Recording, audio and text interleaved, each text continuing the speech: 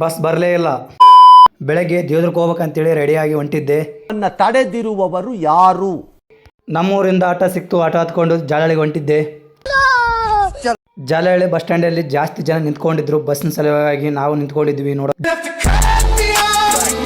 ಅಲ್ಲಿಂದ ಹತ್ಕೊಂಡು ಸೀದಾ ದೇವ್ರ ಸೈಡ್ ಹೊಂಟೇ ಬಿಟ್ವಿ. ಜನ ಜಾಸ್ತಿ ಜನ ಇದ್ರು, ನಾವು ನಿಂತ್ಕೊಂಡು ಹೊಂಟಿದ್ವಿ. ಮೀಟರ್ ಬೇಕು, ಮೀಟರ್.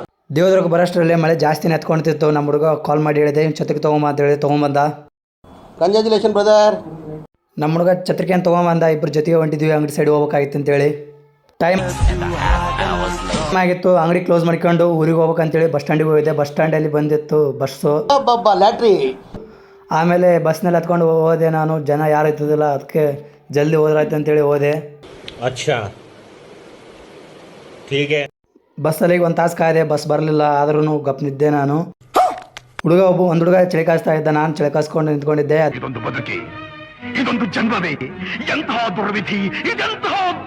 ಅದೇ ಟೈಮಿಗೆ ಬಸ್ ಬಂತು. ಬಸ್ ಹತ್ಕೊಂಡು ಸೀದಾ ನಮ್ಮ ಊರಿಗೆ ಹೋಗ್ಬೇಕಂತೇಳಿ ಸೀದಾ ಟಿಕೆಟ್ ತೆಗ್ಸ್ಕೊಂಡು ಹೋದೆ.